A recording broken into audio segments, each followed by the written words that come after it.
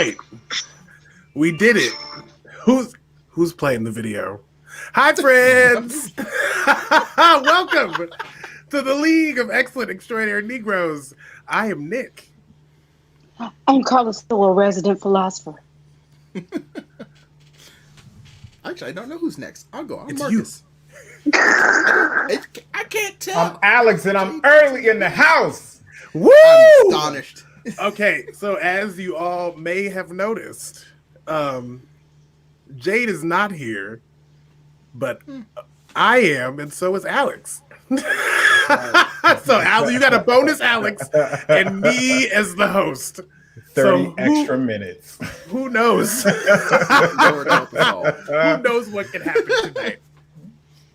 Jade, if you are in the chat, I'm just going to say now. Oh, Jade is here. I refuse to behave. I'm not doing no spoilers. I'm spoiling everything. We breaking law. Listen, she got too many buttons back here, so I ain't clicking all that either. So we just gonna get into it. But in honor of Jade, I do have a burning question of the day. I don't like where the fire is. Okay. That fire make you uncomfortable, Marcus? Jesus. Okay, so here's my burning question of the day. What is your jet ski? Okay, so remember the scene where Owen Wilson is talking to Loki and he's like, why you got the jet ski stuff? And he's like, because jet skis are like perfect form for perfect model. Happened in the 90s. Like, what's the thing that you like that people are like, why do you have such a passion for that? Mine is cereal. I will go to bat. Cereal? That's the thing you would keep in like the time capsule of the vacuum of time would be a box of cereal? Frosted Flakes all day, every day. Wow. I think it's like a perfect, easy, quick meal. It makes you feel like you've completed something, even though it's easy. I am passionate about cereal. That's my jet ski. Okay. We have to follow that.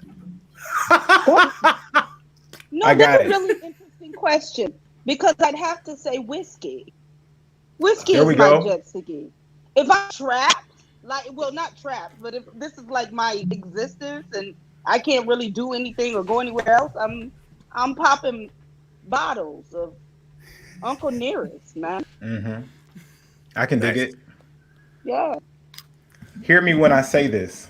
The PlayStation 5 is the most incredible console that I have played in my entire life. It's crazy. It's crazy. I have one, and it's nuts. It's crazy. Oh, okay. Yeah, for me, it's very obviously board games. I have a great big ton of them in my basement, but really, I miss conventions. I haven't been to a convention in ages, and I'd really love to go to this one they have in Germany called Essen. Actually, it's called Spiel, but it's in Essen in Germany. But that's super expensive. I'd have to sell half my collection.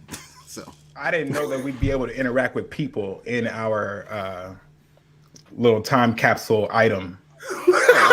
I didn't think about that at all. Like he has stealing people a whole city. Yeah. At a specific time. Carla is drunk. And I'm fed. My eyes are just burned the F out. I just can't see shit at all. All of your things could fit inside my thing. If that's you wanted true. It to. We could have just. That's true. We could have just did his thing. And I could walk around drunk inside of his convention, like I walk around drunk inside of all the conventions. Oh my God! I'm only coming to conventions dressed as Tony the Tiger. That's a revelation that I just had. There it is. Then I can just eat cereal all day. You know, that's crazy. You know what else? Instead, we all live in vacuums with cereal and this liquor guy and PlayStation 5. This guy's nuts. Okay, Loki episode 2. I want to talk about that topic so bad. I really want to go back, but okay, let's with the cereal and the whiskey and the convention. That's so interesting to me, but let's continue this. Listen, tune in at some week when we'll have that conversation. Right. Let's do it. Okay, so we open. We start in hot this episode. We've got some some agents have gone back to find this I don't know why they keep trying. Like that was my question all through the first episode. And I was like, y'all are not getting any better at this. So why are you still sending people? Yo, I was watching this episode trying to circle back to the theories that I had last episode. One about the TVA's interest not in the correct timeline, but in self-preservation. And two, where Loki goes as far as this story is concerned, if Loki is going to not be free at the end of this. And we get a lot of situations where both things happen. One, Owen Wilson questions his futility. Well, Loki questions Owen Wilson's futility, and Owen Wilson is kind of like, Carla said, not to like jump on Carla's thing also, but I was like, oh, it's a lot of privilege in this episode. It's a lot of privilege in this episode. All around. I was like, me and Carla was hitting last episode. Listen, isn't it ironical that they said that the TVA is the biggest bureaucracy, paper pushing administration, that all of the systems are old? That's what we were saying last week. It tracks to me that everything looks dated because that's where privilege is stuck in real time. Yeah, right? They call it tradition, right? It's right. It's the way we've always done it, and that's kind of what Owen Wilson says. And that's what I was saying about it. I was like, there can't be a correct timeline. It's impossible for time to be correct. If Loki number one, quote one, is the one who got out, and Loki 2 got out, your whole theory about time being a direct straight line is impossible because Loki's just get out. That's what Loki does. Loki contradicts your entire system of order. And Owen Wilson even says it in the meeting. Loki's just get out. This isn't the first, the second, or the third Loki. There's plenty of Lokis. And for Owen Wilson to know, on one hand, Loki's just get out, but on two, to say to Loki, no, I don't question anything. It just works the way it works because I've been here. I've been born here. I'm only devoted to being here. You guys are wrong. I'm the one who's right, and it just is. And I was like, privilege. No, let me throw something else he said, because this is the other BS of it all. We are gonna get on with track. We coming back, Nick. It's okay. Listen, I'm just keeping it along. Trying to be Jane. The other BS of it all is I get to sit in my privilege because I was born here and I have this right, while I let the timekeepers, the 1%, unravel everything. And when they've decided we're done, we're done. Mm-hmm. You know, it's really interesting hearing. I'm the only one listening with my black ears. Well, what's really interesting to me is hearing, because for me, I've never taken it to a place of capitalism. I've seen it through a lens of religion. Because that's also a part of this conversation that they're having. And I mean, that's literally like, Loki's like, this is ridiculous. Like, you just bow to these three people that determine all of time. And he's like, this is ridiculous. You just think that you were born and raised a god. Like, but like, and they both boil it down to like, it is belief. Like this idea of believing.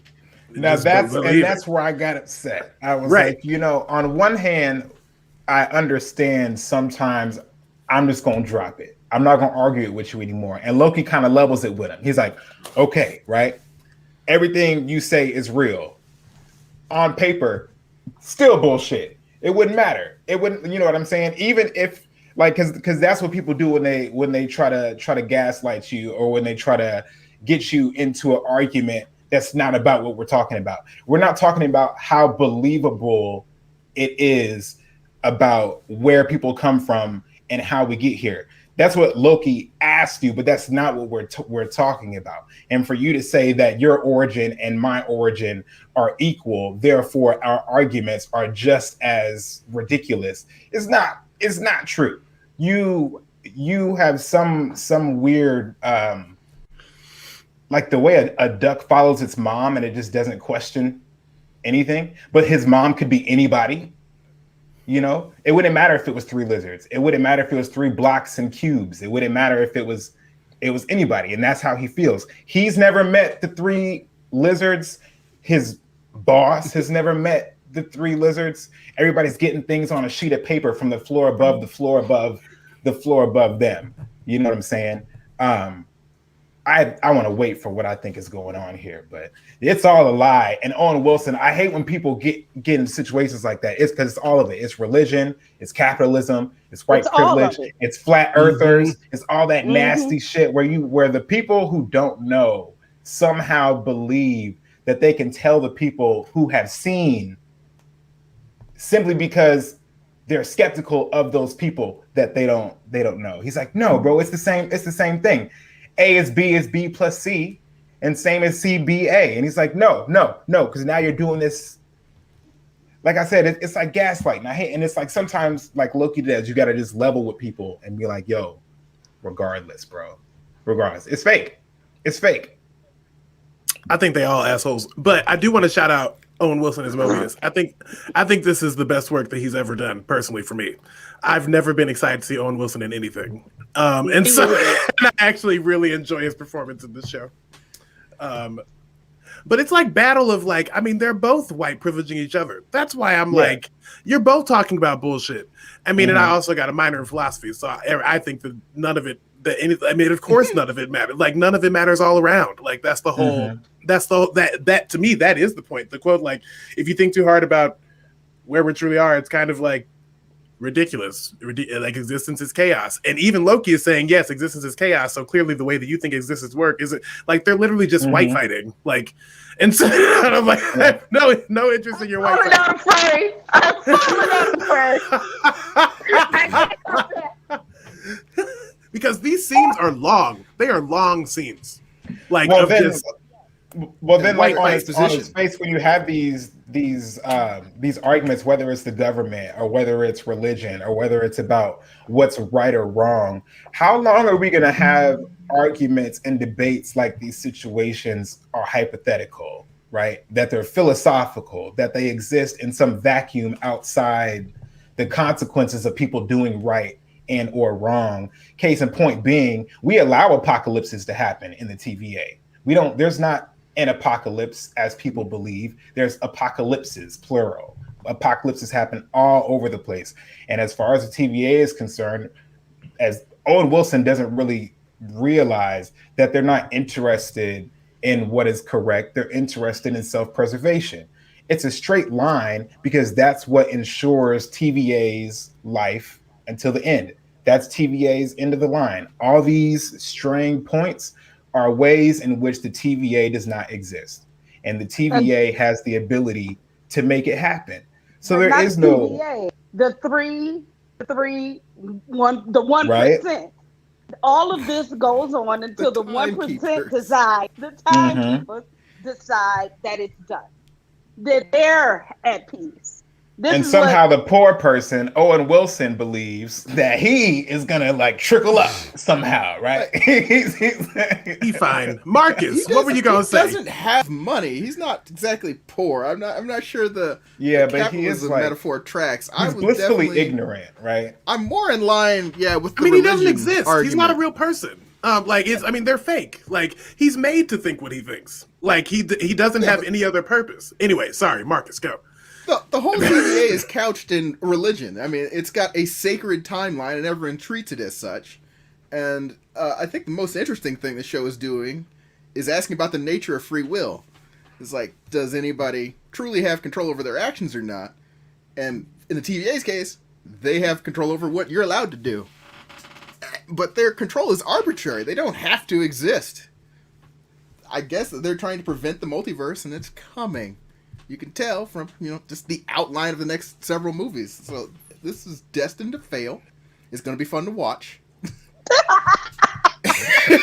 Well, it has to fail. That's the whole, So that's the whole point. It's just the whole structure of the architecture. It's like, when you look at the buildings, everything's grandiose. And then when you get in the offices, it's not. It's very small. Mm-hmm. So, I mean, they want you to feel that the timekeeper is very, very, very powerful. And everyone else is not. and they're doing a good job doing that storytelling without the long exposition. You kind of get that when you go into the library, and it's unbelievably tall, and there's statues inside of it. And for me, anytime we have these conversations, I always have to consider story structure, because that's what I do. And we needed these conversations to happen in the form and the way that they happen to move the story forward. So now we know. And I'm going to put back on Nick and Marcus and say religion, capitalism, tomato. I don't think they're different. Yeah. They're taking their jobs on faith. Like, it's the same thing. It's the same Ponzi scheme. It's the same Ponzi scheme. If you sell enough Mary Kay, you too will get a pink Cadillac. We all know everybody don't get a pink Cadillac. And this is the Ponzi scheme that the timekeeper is trying to give us. And we had to have that debate laid out for us so that we can move forward. And to your point, Marcus, the debate could happen because they showed us the story. The visual storytelling gave us the vastness. When they were going through the files, we saw the vastness, how many millennium these motherfuckers been playing chess with people's lives. It was very, very well written. The whole episode was real well written, but those first chunks really gave us a lot of information, I think. Right. Let me segue that real quick though. The cloud of information. I want to go like macro and micro, like all at once. They said the word nexus a lot in this episode. A lot. Going back, I made my mom go back because I watched the show with my mom. After we finished it, I made her go back and watch WandaVision, episode 7, where Wanda has a commercial about the pill Nexus. Where you take the pill and you are allowed to choose whatever you want. And the thing about Wanda is that she is a mutant, yes, but her powers are based on her being a Nexus being, not meaning that she's born in and of the TVA, but being that she is a constant. She always happens. The same way Thanos is inevitable, Wanda is one and only. She is the one. And because her powers exist the way that she does, the bubble that she made, the vacuum that was in and of itself, was a Nexus event itself that spawned timelines. It's very possible that she plucked those children from other places, that they weren't children that she gave birth to, that she did take somebody's babies and they were her children. It's very possible that the powers that she accesses, the same way Nightcrawler goes in and out of limbo when he teleports, she could be taking powers from the universe, just literally like a vacuum, sucking them out and putting them out in the way that power works. But her Nexus event, if that spawns bridging points, there's no real way to say, unless they address it in this series, if her events have been pruned by the TVA or if her events have been allowed to happen. Like, is she an anomaly in and of herself? Is she completely just not supposed to exist? You know, like, how deep does that go is what I want to see, because what this show is doing and what WandaVision does is a lot of what Ant-Man is doing, is using the exposition to make rules. Like, these are the ways that Marvel Universe mechanics work. And the Nexus commercial had that really great line where it's like, because the world doesn't revolve around you, or does it?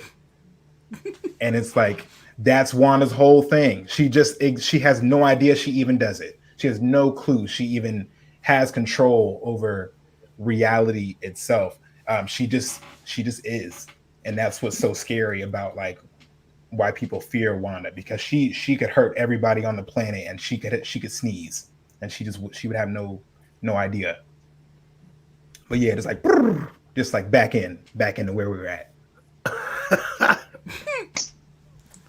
I love that. Mild tangent. You know, okay, so speaking of mild tangents, so there are a lot of them in this show. And what I think it was interesting about it is like, speaking on the story structure tip that Carla's playing on, because that's also what I do and what we all do. We're all storytellers. Are they playing with like the trope of villains? Like they talk so long that I'm like, I feel like they're just continually playing on this joke of like villains just talk a lot. and so like he's doing it structurally, like in story wise, yes, but he's also like like it's just so funny to me how it's written like that everything is lengthy. There's so much exposition, there's so much conversation, like it all feels very like specifically driven to the fact that like this is like a quote unquote villain story, even though that's a complicated thing to say with this property, I think.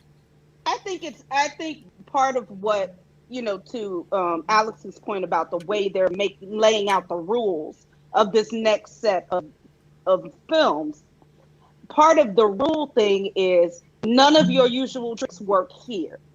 None of your usual tricks work in this moment.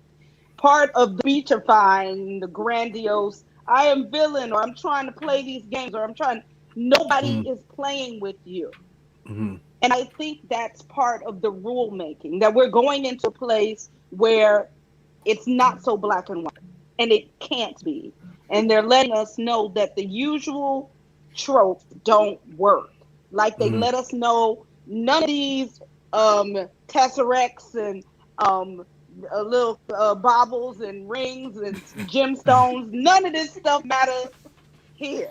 Like, no. And I think they're dismissing the villain and hero tropes as well. Like those type of games and back and forth don't work in this moment. That's why I think, because it is very intentional. They told Loki 3 times in this episode, you really, really, really running your whole mouth. Like you keep talking. Yeah. The other Loki was like, I'm so glad you like to talk. Man. Right. Right. Okay, so where are we at, Nick? Okay, so we've kidnapped the variant has kidnapped their first victim. From an Ohio, from a Renaissance fair in Renaissance Ohio. fair, right, in 1985. To the theme song Hero. It was amazing. Yes. That was like the best sequence ever. I was like, this song is everything. So that was fun. We got a kidnapping. Yay. Okay, so for kidnapping. I watched it twice and I still couldn't figure out, do the agents bleed real blood? So I wanna push back on what you said about them not being real people simply because they don't exist inside of reality. I mean, like I think therefore I am, like is all it really takes. If you can question your own reality, you're real enough to be real.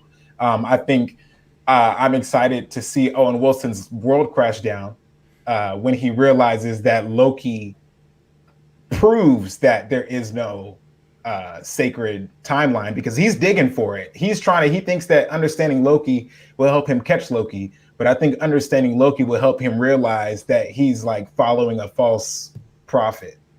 And that he ain't real. And that he's not real. That's gonna be the dopest part. Right. He's not real. Exactly. They ain't real. Yeah. Because they don't bleed real blood. Which, like, I guess you don't have to, but I was like, that's like mucus. It was like a weird, like mucusy thing. I was like, that's interesting. It was very green and slimy. Yeah. Kind of slimy. I thought.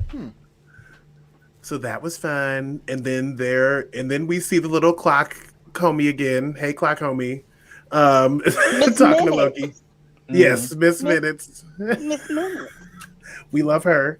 And then this is the wound me moment. We just gotta celebrate her. I just think that she's amazing. I think she's great in the show. I think that she is like really the one that's like, I don't know. I think that what they're doing with her character is very interesting. Go for it. May I just jump ahead? And I just need my sister to stop being possessed by white women and everything she plays. Oh, I know! I was like, again? Why is it always you? Actually, you know what? That's probably why she got the role. They're probably watching Lovecraft Country and they were like, she knows how to be possessed by a white woman. My God! This is amazing. That's the exact skill we need. We are dissing people. But look. Good Lord, I miss Jade. Anyway, so she's reading the people. She's trying to keep people in line. They're talking about all the different Loki variants. We're seeing all the different versions of Loki that have been taken. What's the thing? What's the Wanda thing called? I can't remember. What do they call it? Reset. Yes. Been reset. So, and then what I thought was really interesting was this like fight that Owen Wilson and and Loki get into in Mobius, and Loki get into about his power and like what the power is, illusion projection versus duplication casting. Well, yeah, it is important. It isn't, the clarification is important because Loki is saying I can do both. He's like, you don't need to know the difference between one or the other, but I am gonna get you if you don't know that I can do both. And I think Loki does both in this episode, or maybe only does one. I think they only do one actually. They don't do the second one, but I can't remember the difference, to be real. It got confusing. Yeah, it was a lot of text. A lot. Yeah. I watched it a few times and tried to it was a lot. He was saying a lot. He's gonna do one. He's gonna do both one day, and it's gonna fuck Owen Wilson up. He's gonna be like, "Oh wow, that was a really good Owen Wilson." We have to try to call him Moby, but I cannot suspend my disbelief with Owen Wilson. It's just Owen Wilson acting really well. That's what I see. I don't see Mobius. No, I just see Owen. Yeah, just Owen. And I did like it this episode. I liked it. Yeah. I didn't like him last episode. I really didn't enjoy it. Really? But this episode, I thought last episode I just kept, like Carla said, I just kept seeing Owen Wilson. This episode, I enjoyed a situation where, like Carla said, your powers don't work, and he's treating him. Last episode, it was like a warden walking a prisoner around the jail cell. This episode is like a principal, and you are a student at like Saturday detention, and he's like having your ass over here, and now you're gonna mop this floor, and now you're gonna do these books, and now you're gonna wake up, and now you're gonna walk with me and get this sandwich, and I don't bother you while I'm eating this sandwich. That's a great trope for this episode. Okay, two things. I'm gonna say it again. I've said it a million times. Actors do not disappear into roles. That is also just Tom Hiddleston. Fine. Who's Tom Hiddleston? Like, he's the one that's playing Loki. Oh, when people got names that are similar, like Tom Hardy, Tim, all of them. It's sad. It's Tammy. Like the Chris's. Chris Hemsworth. Oh, I don't know if anyone else knows this, but Tom is an executive producer on this show. Yes, he is. I noticed that on the pilot. I noticed that in credits today. I was like, That's why he got so many lines. Loki. I'm gonna talk and I'm getting paid and I'm paying for it. And the character is just naturally loquacious. What's that? What's the play? Waiting for Godot. Yes. There was a lot of that going on at that table when Loki and Mobius are having this argument and this debate. And I, as frustrated as I was by Mobius, I thought that was very characteristic of somebody like that. That he's like, you know what? I have my cake and my bed is made, and I have no care for anybody else. And it's for me, I see a lot of that. And I mean, not to bring it all the way home or whatever, but I see that with a lot of people of our color who want to be what I call white adjacent, right? Like, as long as I got mine, I could give a care about how the rest of the world burns. It don't matter to me. I got mine and I'm happy. And he tries to explain it to Loki, but how can you say my religion is dope and your religion is fake, but we are both the same? Like, that's pretty much what he sits there and says. He's like, well, yeah, you believe you come from Asgard and you believe you come from a god, and like all the and right, that's what it is. It's, I can't be great unless I make sure somebody else is less than. And Owen Wilson does a lot of it, right? I get to drag somebody around by a ball and chain and make him, my little piece or whatever, insult him, tell him I'll turn him off. Like, that's one thing I can't stand. Don't be a manager and let a nigga know you hate Mobius. Him. You hate him so much. That's what it is to be somebody in upper management, right? That's what it is to be somebody who has control over your every whim. I can threaten you. I can turn. He says, "Hey, why don't you do this paperwork? Well, do it. Here's a tip. Do it like your life depends on it. Like threaten my entire existence on like the basis of whether or not I can do some paperwork, right? Like yeah, I would never question Loki's escape. I would be gone, bro. I said last episode I'd have killed myself if he just threatened me too many times. I would have just killed myself. If my existence is null and void and I'm not going back and I'll never be turned. I don't know if that's fair because. I'm falling out of frame. Because, like, what is the punishment for TVA agents like Mobius when they fail a mission like that? Because he got to his boss's office and he got kind of chewed out, and he's coming out of it trying to, like, okay, dude, you almost, maybe you got me almost killed. I think I'm going to have to treat you a little bit differently. Because it ain't working out right the way we're working right now. How do you mean? I'm saying if I was Loki, I would kill myself. If I'm Owen Wilson, even if I get demoted, I mean, wouldn't I'm really. Saying Owen Wilson had been treating Loki with the kids' gloves until they came back from the mission where they had to reset the timeline at the Renaissance Fair. And he was playing around. Well, and that's why, right? And that's why I think the principal thing is a good like comparison, like that type of relationship in this episode, because that is what it felt like.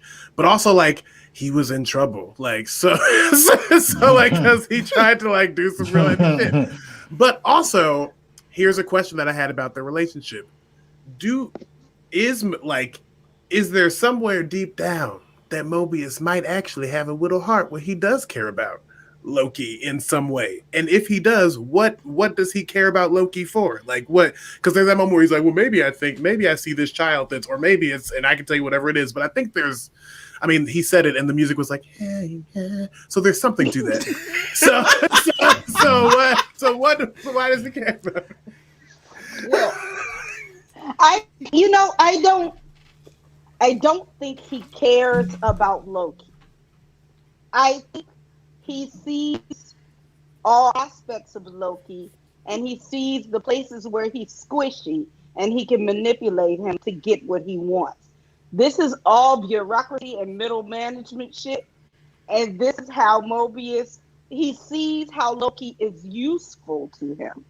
But I think to Alex's point is what will be revealed over the rest of these episodes is that he has learned more from Loki than Loki will learn from him. Mm-hmm. I think the timeline is so orderly, and the people that he deals with most of the time are so boring that Loki is just refreshing. It's interesting. He thinks differently than anyone he interacts with, to the point he's finding security holes in the entire structure of the TVA. No one who works there was ever going to find these things out. They're just not that inventive. They've got their tools. They go to routine events. They clean up the timeline, and then they just move on. This is giving them a real challenge. They have their beepers and they two ways and they chirp. Shit. It's a full Demolition Man, Simon Phoenix event. That's what they're dealing with. They're like, we don't know how to handle this Loki. We got nothing. Right. Bring in somebody who does.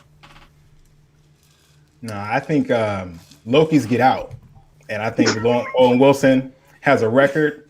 Well, Loki's getting out. I think when he says to the judge, I don't really care about him. I'll zap him if he messes with me. And then he goes out in the hallway and he says, I don't care if you live or die. I'll zap you if you mess with me. I think he's being pretty consistent about the fact that he don't really care about this child. I think as far as the Lokis that are like on record, I think Loki spreading the truth about anything. Like there's an episode of Boondocks where Huey had a dream where he tells white people the truth and everybody like like flips out. I think that's what they believe. Not necessarily the truth will be spread, but that exactly like Loki has done, they have the power to manipulate time to their will simply by messing with a few pressure points. But I think for Owen Wilson, it's like a lion playing with a mouse. Like he believes that he's in ultimate control of the entire situation. And even if you were to get away, I am so all powerful that it wouldn't matter. But that was proven very quickly by episode 2 is not the case. Right. I just need a T-shirt that says "Loki's Get Out." I'm getting those made. Yeah. So I just want to shout out Janine, who is also a Mobius hater. She said by the end of the episode, Mobius only fails. We will see the consequence. And then she said, Mobius's agent skills can be questioned. He's lost both Lokis, and a number of Minutemen have died. You are correct. Mobius, get out! And this white privilege. Yes. And then he gets to go to his black boss, and he still feel like right here she is, Gugu and Gugu Mbatha Raw, aka Ravana, is in these streets. Thank you for that segue, Carla, because that's what happens next. We see the conversation between them, the first conversation of 2 in this episode, and this is the first one where she's like the first failed mission in 1985. At the Renaissance Fair in, we were corrected by Alex Horton. We were in Wisconsin, not Ohio. Oh, okay.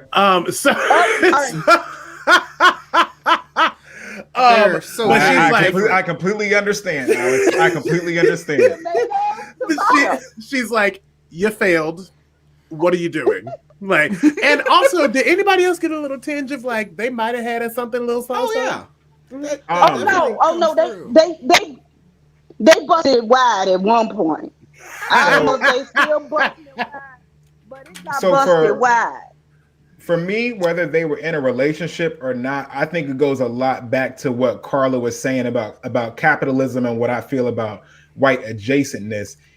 They both came from the same place, right? Whether they had a relationship that was like romantic or not, where they came from before this was a different place, and they were closer than they are now. He believes that he can get what she got. If she got up there, then if I could do this whole shebang with Loki, then I can get up there too. It always has, for this type of people, it always has to be a carrot that you're leading, right? He believes that there's some big get, and it's not Loki that's the prize. He wants to be some judge that's telling people, how to get where they need to go and all this other stuff, with prizes in his room and some Roosevelt High School pen.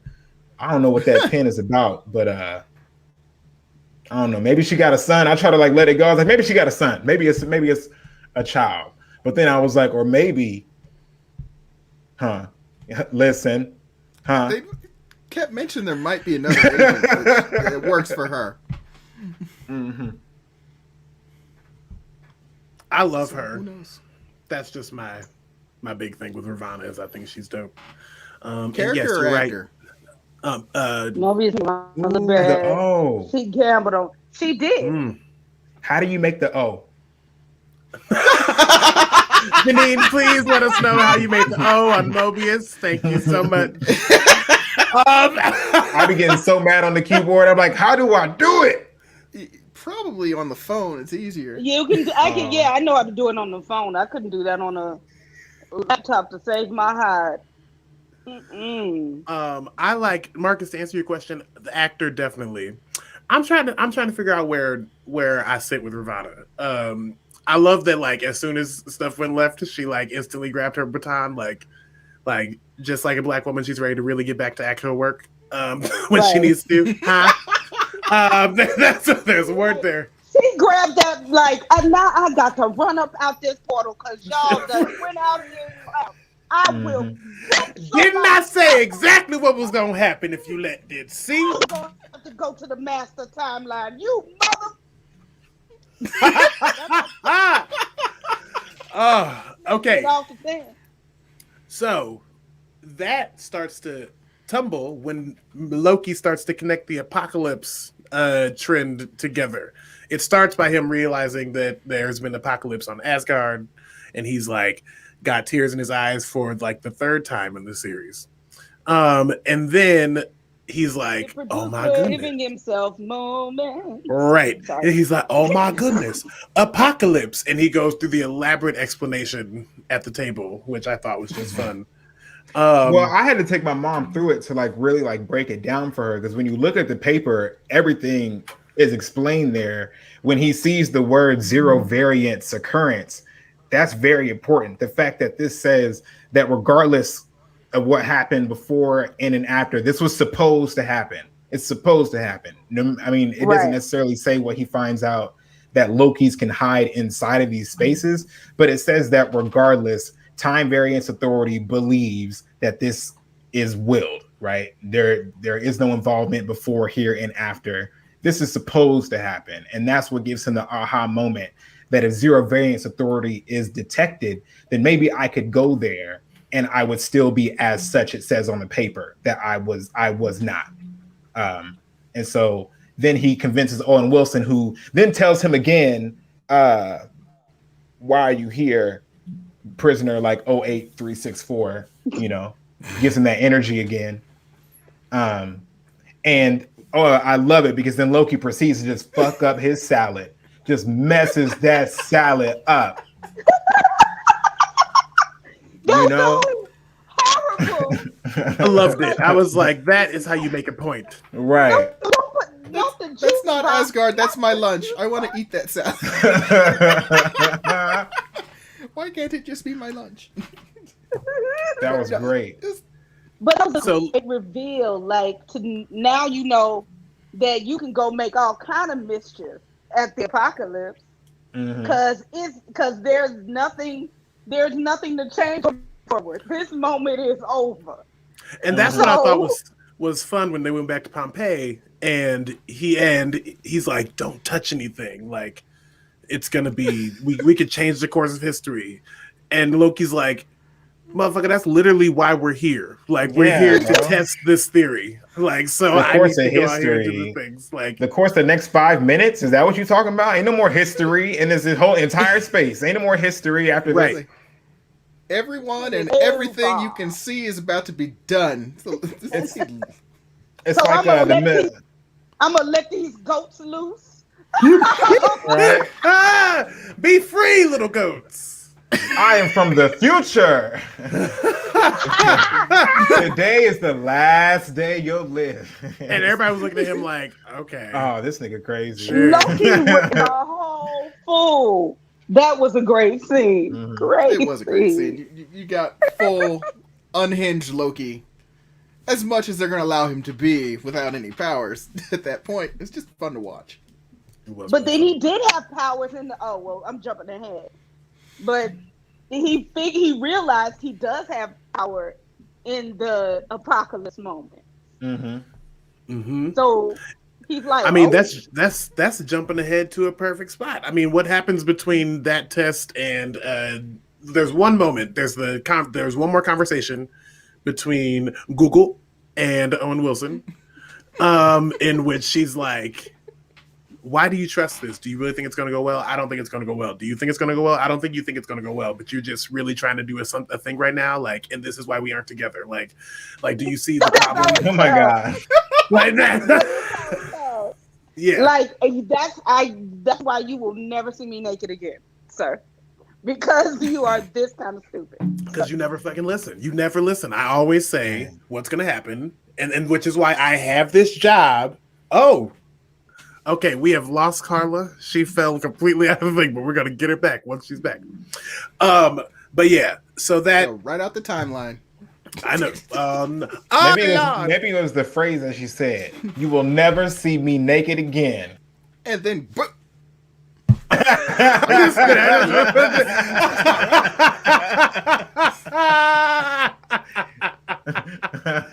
was fun. Jay, did you like that?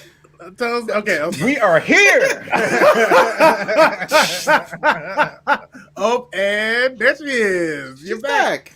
You fell off the timeline. We got you back though. Listen, I got caught in the whole Matrix. I don't know what happened. It was a blip, and that was crazy. So, did you have anything else to say on the conversation? Did you have anything else to say on the conversation outside of "You'll never see me naked again"? Oh no, we're fine with that. Okay, literally, nothing else. Except Marcus now is in my spot. Look at God. Won't he do it? I'm 12 years old. Won't he do it? I really came back and felt away. I really did. That's right. I wasn't gonna let it go. This is what happens, Jay. We took your show, Jay. To take over. I need to make like a different clip for next time. That's like, take over. Because yes, you get one more week of this. There is one more week where she will be gone. Jade, just so you all know, last time I talked to Jade, she was in Washington. She took a train from Omaha to Chicago, from Chicago to Washington. She is just kicking it. So everybody send your love to Jade as she is out here getting a much needed time away doing what she needs to do. Enjoy your vacation. She looks a little bit like this Transcend slide.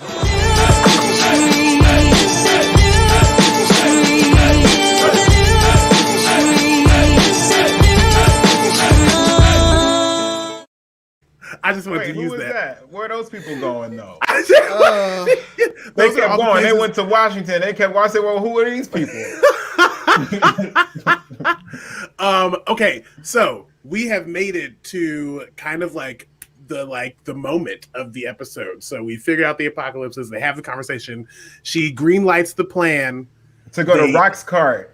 To go to Roxxon. I love that. After the Roxxon is the industrial complex that is like oil and mining and like all that shit. And now apparently in 2050, Roxxon has made a Walmart called Rock's Cart. And I think that's the funniest, like I love how Marvel does these like yeah, you know. But what's the actress's name? The TVA officer, the black woman. Woonmi. I love how she describes Rock's cart, and you can tell she ain't never been to a Walmart in her life. She's like, it's a sprawling warehouse of many different aisles. I was like, it's a Walmart. It's a Walmart.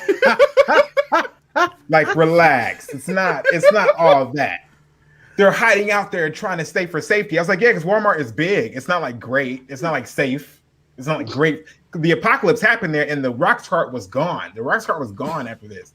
Don't go to Walmart, people, especially in the zombie apocalypse. In the zombie apocalypse, all y'all think you're going to Walmart. All of you think you're going to Walmart. Don't. Go to the bank or somewhere like that where nobody's going to the fucking bank. Listen, you heard it here first, folks. I just love that Mobius tries to give Loki those.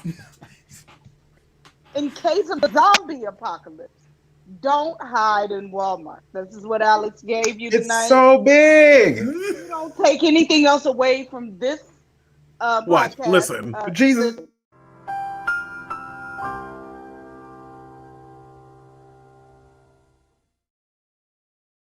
At least for 3 months. Marcus, what were you gonna say? I'm just saying, I love when Mobius tries to give Loki his knives back, and Woomy's like, absolutely not. Yes, I love that part too. Lock. Oh, also, I think it's important to say that before how we get to this specific clue is it was actually left. It was a clue that was left by the other variant that we think is Loki. It was a tube of gum.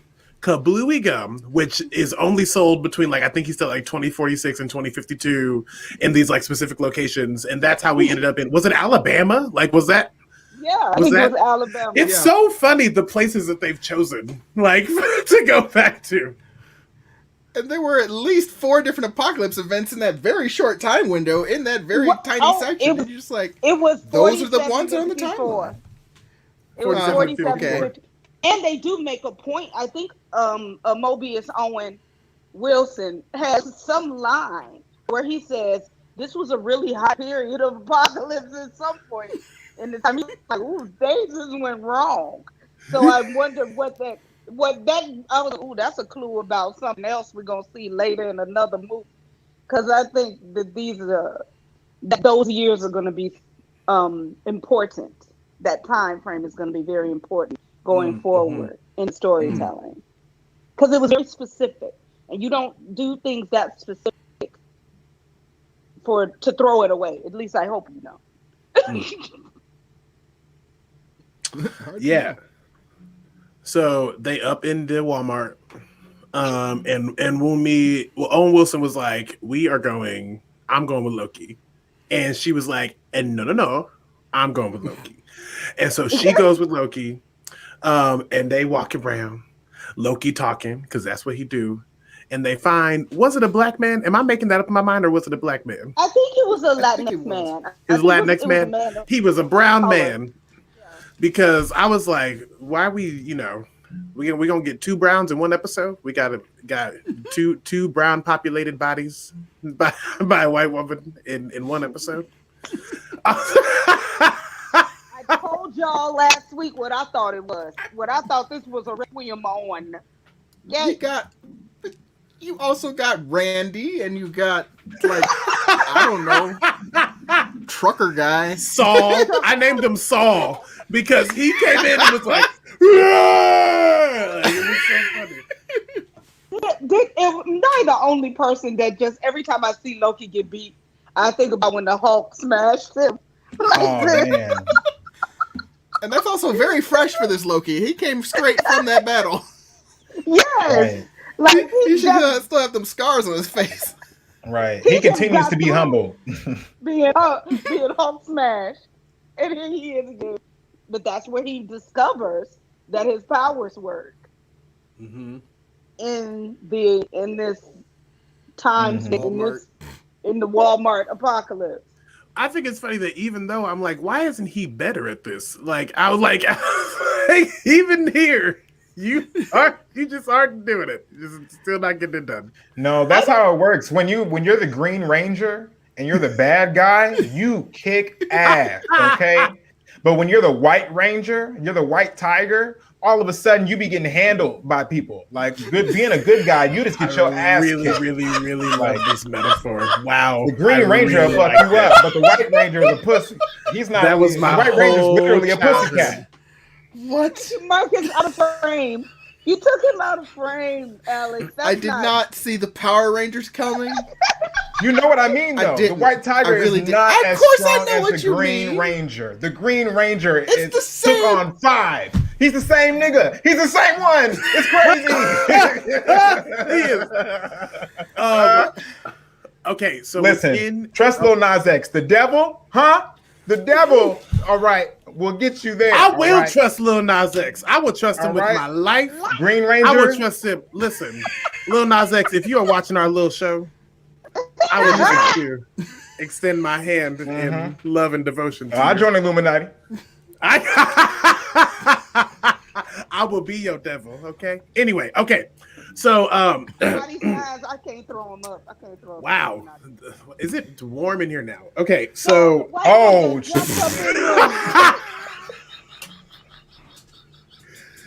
The white woman done took over Wumi's soul again in a whole nother thing.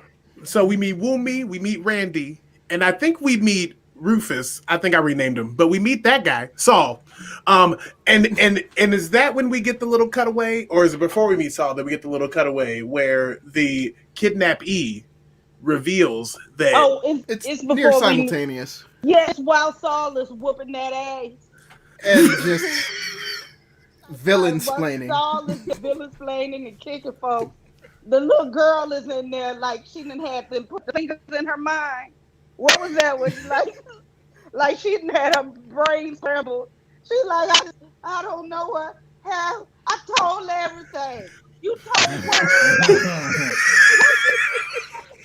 Oh my God! Did you write that scene? That was like word for word. Like spoiler. That's a spoiler, folks. That's exactly what she said. Oh, and they said, if you don't shut the, then tell us what you told us.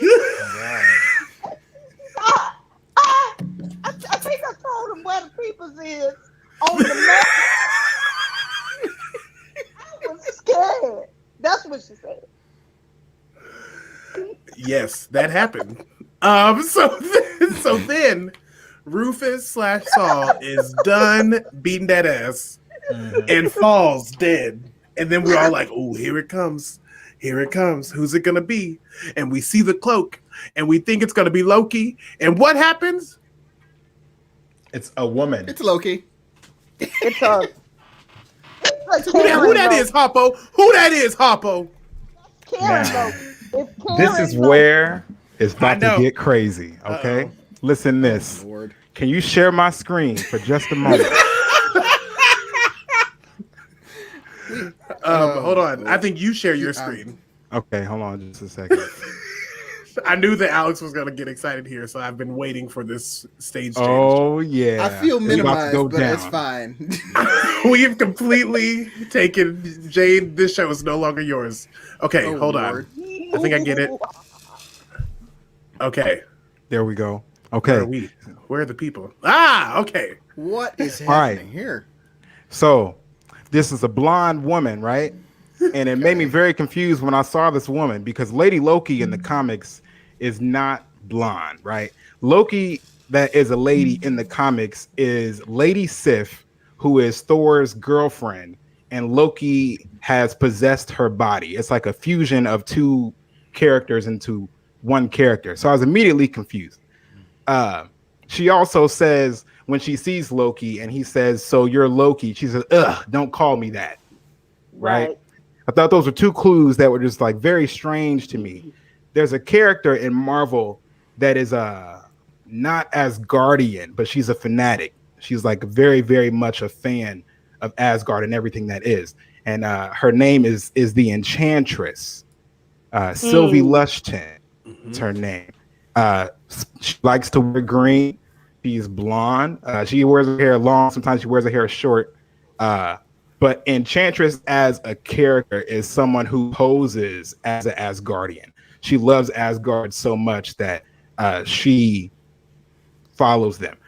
Loki, Lady Loki, when Loki is a woman, this kind of make this picture bigger. When she is a woman, actually makes Enchantress powerful. She gives her powers. And it's all a ruse to make Enchantress a red herring for everything that Lady Loki is doing behind the scenes. But if you look at the credits at the end of the episode, the actress's name is Sylvie. It's not Loki. Yes, Sylvie. They listed it as Sylvie, and I did. Thank you for breaking that down. I was going to do a very cheap poor man version of that, so I'm so happy that you were here to like make that happen for all of us. Yes. She actually has a line where they're doing their back and forth Loki conversation. She goes, "I just thought you'd be better at this. I thought you'd be more competition for me." So she actually said that. Yes, this Karen Loki. That's what she was. Janine, Karen Loki. You can stay. Okay. Yeah, I thought it was dope because that makes Lady Loki that much scarier, right? Whoever Lady Loki actually is, this person is formidable to make a whole person just do their bidding. Like, I'm gonna have you set these bombs off for me. I'm not even gonna go down there. I'm gonna give you these little powers so that you can at least get the job done at Walmart, Roxcart, and then you can just, you just come back.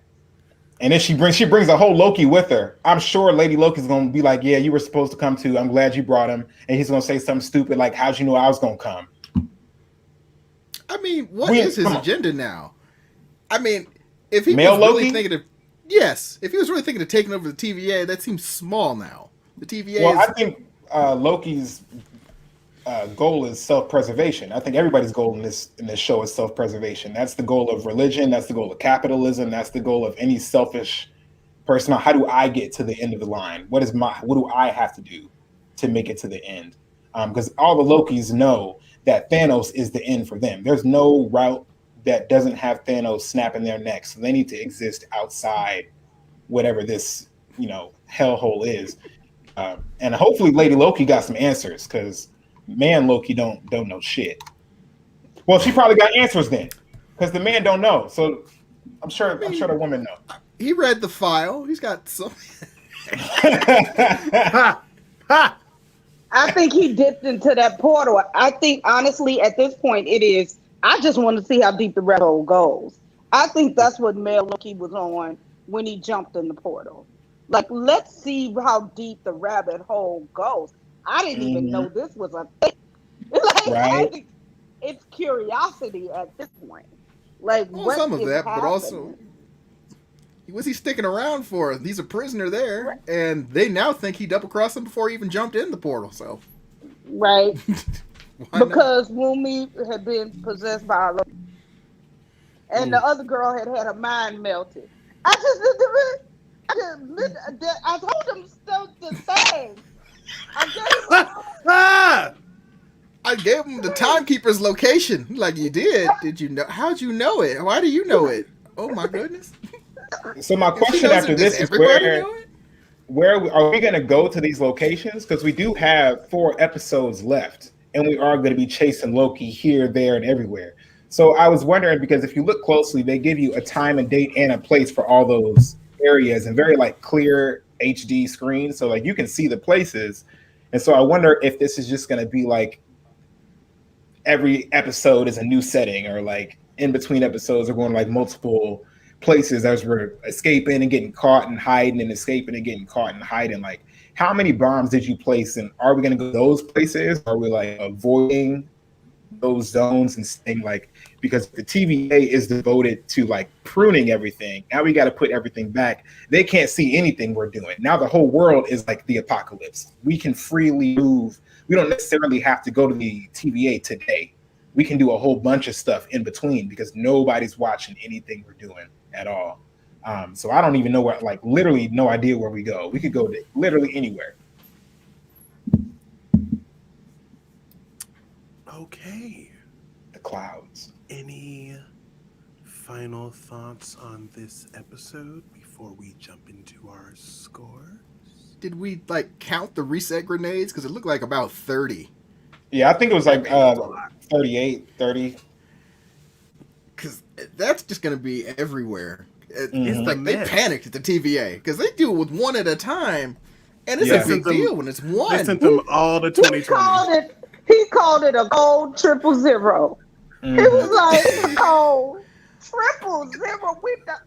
We ain't even got no. The other man ripped the phone from him like, no, you don't understand. We need everybody. Empty the taxis and get them through portal doors. We got. I want the elevator attendants. And that's when Google had to. Google was like, get the cafeteria lady. Mm-hmm. Oh. But it's like, what y'all gonna do? You think you can run to the door faster than a bomb is going? It's over. Like, y'all might as well sit down now.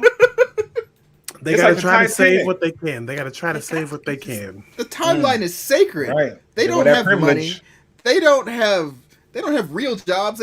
Their job is protect the timeline, and it's all messed up. They say also, poor people can become rich, but rich people can never be poor. You know, they go crazy. They can't handle it. The shock of just being a poor person and having nowhere to stay. It's too much. And they can't bounce back. So we'll see. Because now they're all going to have to realize they're dead, right? They're all going to have to realize they don't exist. The entire TVA is going to have to come to terms, not just Owen Wilson, everybody, because it shit has hit the fan. 2 episodes in, and a free Loki has. And oh man, I love when a writer will blow some mess up. No, like we can go anywhere we want to go. We have ruined this illusion. Now we're gonna do what we want to do. It's bravery. It is artistic bravery. So we're scoring now. Yeah. So what would you score it? Is this artistic bravery? 1 the lowest, 5 the highest. I'm feeling real 5-ish today, man. I'm feeling very 5-ish. I feel like I got everything I needed. I feel like the episode was full but not long. It was a lot. It did not drag. And you know, they done possessed my girl again with a white woman. It's okay. Because I don't know how I feel about Karen Loki yet, but you know, she might be a super villain because I like a villain. I like a good villain.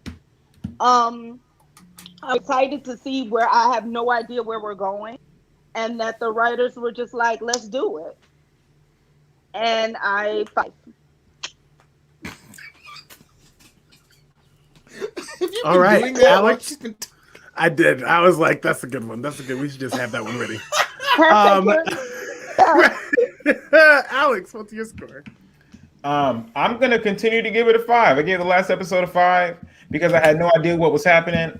This episode, I have a better idea what's happening, and I still am completely surprised and about where we're gonna go. The Enchantress thing was completely unexpected. And every time that Marvel digs into this like super deep library catalog of characters, they always do it in a way that feels organic. They never do it in a way that feels forced or that they're making you have to learn about this character. Whoever this woman is, I believe that she's Loki, but the fascination that this like rabbit hole, like Carla said, is so deep. We got people working for people, and Loki's just like been focused on Thanos. He thought Thanos was just like that nigga. Like nobody's thinking about Thanos.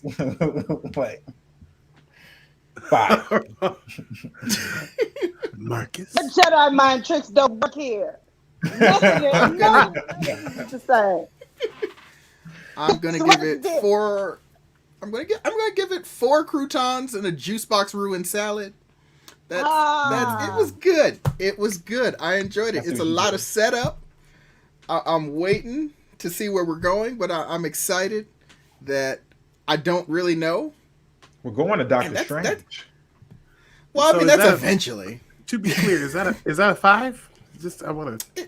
You said a 4.5, right? 4. Is it 4 croutons? 4. Well, you said I didn't know if the jukebox counted as a point or not. So.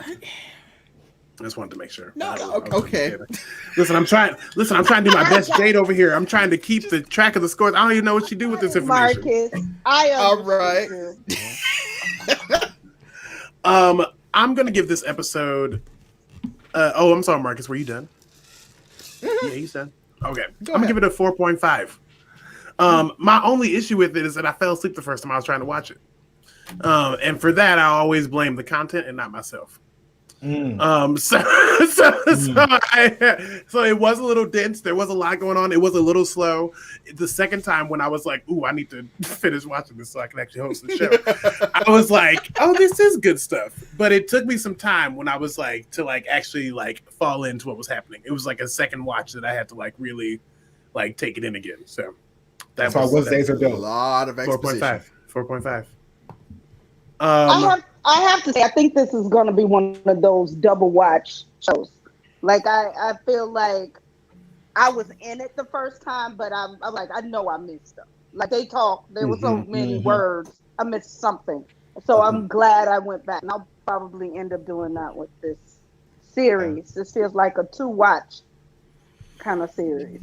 I like this one more than Falcon and Winter Soldier because I couldn't really pick at anything with Falcon and Winter Soldier. There wasn't a lot for me to like dig into or the clues or the mysteries. This is like full of like every little thing is a thread to pull on, and I love that.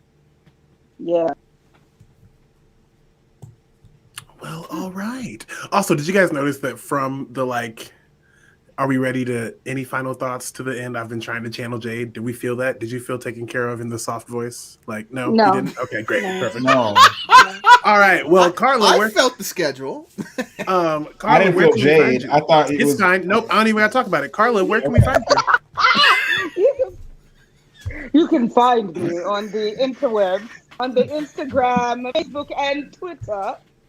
Miss Stillwell 60649, or just Stillwell. And also the Stillwell Institute for Contemporary Black Art is the organization. The StillwellInstitute.org is the website. Please go there and give me money to give Black people to do Black art. Love it. Alex. You can find me at AlexB_illustrations on Instagram, and also my website, alexbillustrations.com, where I am selling merch and working on art. I won't share my screen because I'm working on some in progress stuff, but check my Instagram and you can see that stuff. All right. And Marcus. You can find me on Twitter at Marcus Ross and at Waterbear Games. I'm working on game designs in my spare time. You can reach out to me there if you have any questions on anything I'm doing. I don't even know what to say. There's not really much. That's a lot. You making games. Hey, Nick, what are you doing? Yes, NickWickham.com, the comeupwithNickWickham.com. I have found myself with a lot of time. And so I'm now going to be able to take the episodes from season 2 and finally make podcast versions. So if you are the person that's been like, man, love that content, I ain't getting online to watch it, it's almost time. Give me like a couple of weeks and we're going to have podcast episodes of season 2 of The Come Up rolling out soon. I just renewed my Podbean today. I paid for it. I'm going to use it. All right. Nice. And also for the House of Afros, afroscapescurls.com. We'll be back here next week with another episode without Jade. Pray for all of us. And you can follow all House Shenanigans on the links and things that you'll see on the final screen.